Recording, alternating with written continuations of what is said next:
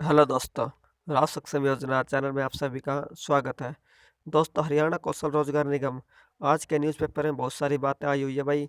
किस उम्र को कितना अंक मिलेंगे भाई, और जिनकी योग्यता क्या है उनको कितना अंक मिलेंगे, जो पहले कर्मचारी लगे हुए उनके बारे में क्या है, और जो अब कर्मचारी लगेंगे उनके बारे में क्या क्या है। तो इस न्यूज़पेपर में बहुत सारा कुछ दिया गया है, तो एक एक करके हम पढ़ेंगे। और वीडियो को पूरी देखना, लास्ट तक देखना, और चैनल को सब्सक्राइब जरूर कर लेना।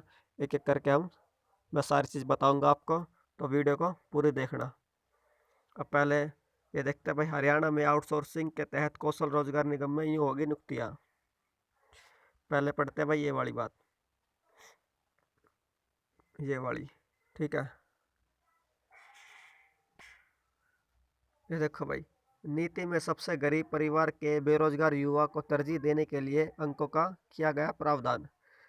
हरियाणा सरकार के विभागों, बोर्डों, निगमों, प्राधिकरणों में आउटसोर्सिंग के तहत अस्थायी कर्मचारी रखने के लिए हरियाणा कौशल रोजगार निगम गठित किया गया है। पुराने तरीकों से एजेंसियों के जरिए अस्थायी कर्मचारी रखने पर रोक लगी हुई है। इसके लिए कौशल रोजगार निगम के गठन हो चुका है। अब निगम ही आउटसोर्सिंग कर्मचारी का चयन करेगा। इसके लिए प्रदेश सरकार ने आउटसोर्सिंग नीति तैयार कर ली है। इस नीति का नाम डेवलपमेंट ऑफ कंट्रेक्चुअल पॉलिसी 2022 रखा गया है। यह नियुक्तियां आउटसोर्सिंग नहीं मानी जाएगी, बल्कि इन्हें कंट्रेक्चुअल डेवलपमेंट ऑफ माना जाएगा। मुख्यमंत्री मनोहर लाल ने इस नीति को तैयार करवाने के लिए कई बार बैठकें की। अंत में इन्हें इस नीति को मंजूरी दे दी गई है। अब अगली प्रक्रिया चल रही है, उसके बाद इसे अधिसूचित कर दिया जाएगा। इस नीति के तहत नए कर्मचारी नियुक्त करने के लिए 4 लेवल में कर्मचारी को योग्यता अनुसार बांटा गया है। इसके तहत नियुक्त होने वाले कर्मचारी को निगम के घोषित किए गए वेज नए डीसी रेट ही मिलेगा। जो कर्मचारी आउटसोर्सिंग पॉलिसी 1 और 2 के तहत लगे हुए हैं उन्हें नुकसान हो सकता है, क्योंकि इस नीति की अधिसूचना जारी होते ही उनका पुराना एजेंसी के साथ कॉन्ट्रैक्ट अवधि समाप्त हो जाएगा। नया कॉन्ट्रैक्ट नहीं होगा। पुराने कर्मचारियों का डाटा कौशल रोजगार निगम के पोर्टल पर आयात किया जाएगा। आउटसोर्सिंग नीति भाग 1 और 2 के तहत लगे मौजूदा कर्मचारी को अगर निगम के घोषित वेज से ज़्यादा मिल रहा है तो निगम के जरिए रखने पर उनके वेज कम हो सकते हैं, ठीक है भाई। और पहले तो ये दिया गया भाई गरीब परिवार के लिए, और अब आ गया भाई देखो ये जिनकी आय जितनी है, क्या क्या स्कोर है उनके लिए। देखो अब भाई ये वाला, जिनकी पारिवारिक आय है उनको मिलेंगे 40 स्कोर, और उम्मीदवार की उम्र के मिलेंगे भाई 15, कौशल योग्यता के मिलेंगे 20, सामाजिक आर्थिक मानदंड के मिलेंगे 5, और सीटी लिखित परीक्षा के मिलेंगे 10। इंज ऑफ डेवलपमेंट के मिलेंगे भाई 10, मुख्यमंत्री अंत्योदय परिवार के मिलेंगे 50। कुल है भाई 150, ठीक है। 150 को ऐसे से बांट दिया गया है भाई सारे तरीके से, ठीक है। अब ये है उम्र, इसकी जितनी उम्र है ना उसको इतने मिलेंगे। 18 से 24 वाले को मिलेंगे 5 भाई, 24 से 30 वाले को मिलेंगे 10, और 30 से 36 वाले को मिलेंगे 15, 36 से 42 वाले को मिलेंगे 10, और 42 से ज़्यादा वाले को मिलेंगे 0। और ये देखो भाई, शैक्षणिक योग्यता के 20 अंक यूँ मिलेंगे।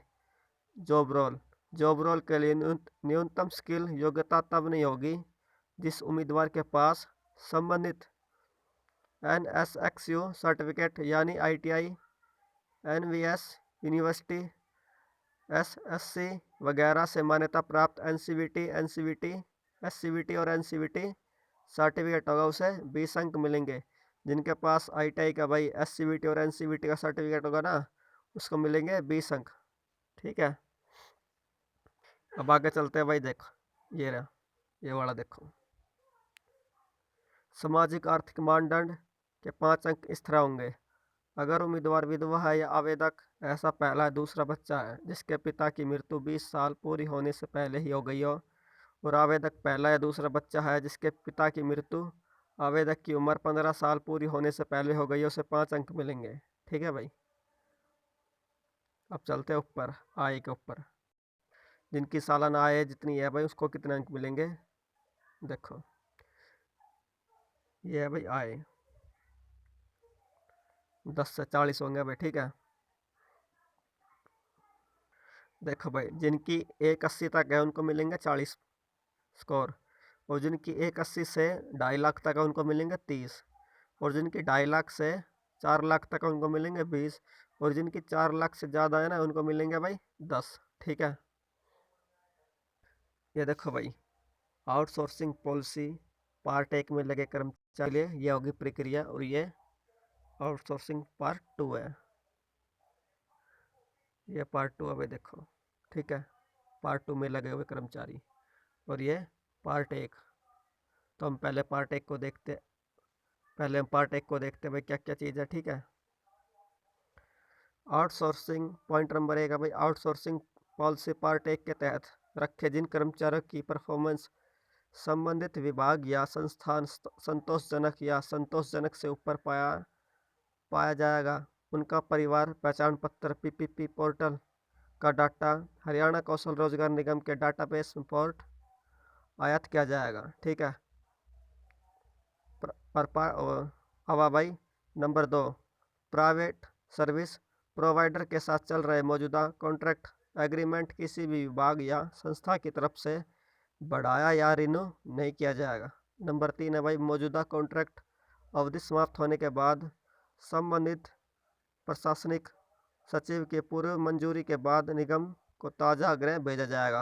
और नंबर 4 भाई निगम की तरफ से प्रयास किया जाएगा कि आउटसोर्सिंग पॉलिसी पार्ट 1 के तहत सर्विस प्रोवाइडर के जरिए रखे मौजूदा व्यक्ति को कौशल रोजगार निगम संबंधित विभाग की तरफ से भेजे गए आग्रह या पद उसी जैसे जॉब रोल या पॉलिसी की शर्त के अनुसार संबंधित विभाग की सिफारिश पर रखने का प्रयास किया जाएगा। ये तो हो गया भाई थारे पार्ट 1 के, ठीक है। और ये भाई पार्ट 2 के अब सारे, ठीक है। अब पार्ट 2 के देखते हैं भाई क्या क्या चीज़ है।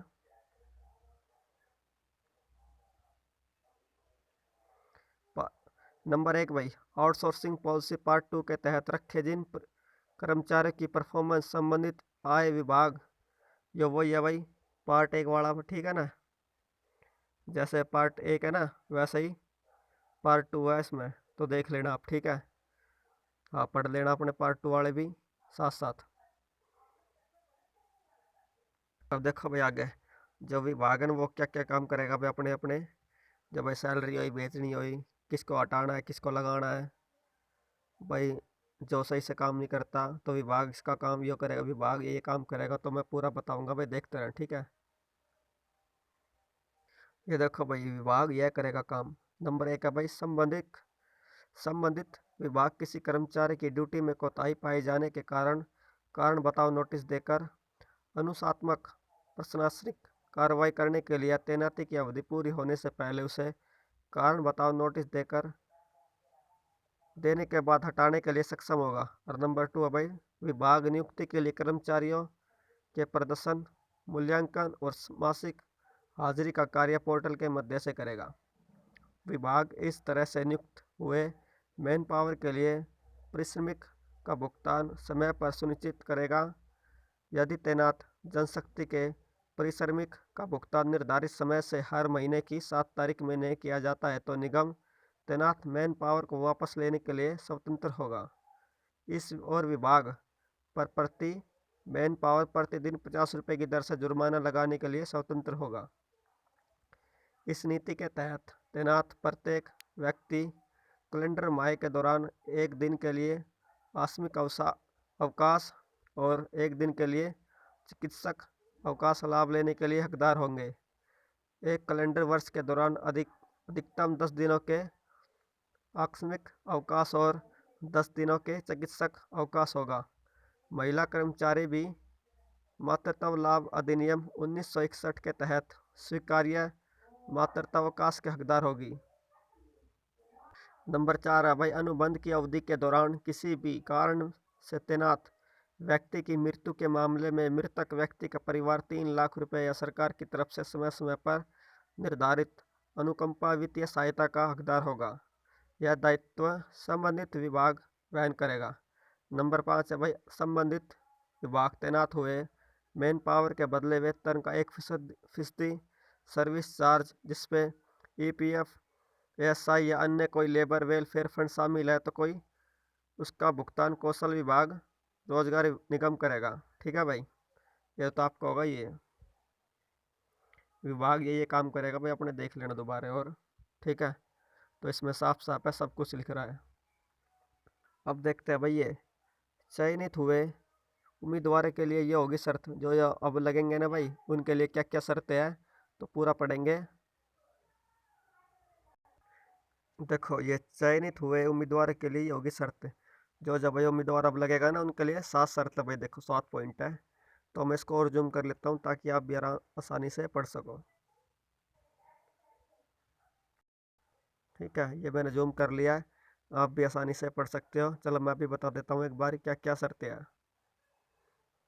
तो भाई आप पॉइंट 1 से देखो भाई, किसी उम्मीदवार के नाम की सिफारिश से पहले निगम एक मांगकर्ता संगठन में तैनाती के लिए उम्मीदवार के नाम पर विचार करने के लिए SMS ईमेल के मध्य से उम्मीदवार की सहमति मांगेगा। यदि कोई उम्मीदवार निर्धारित अवधि के भीतर जवाब नहीं देता तो यह माना जाएगा कि वह उसे दी गई नौकरी की भूमिका के खिलाफ तैनाती के लिए विचार करने के लिए तैयार नहीं है।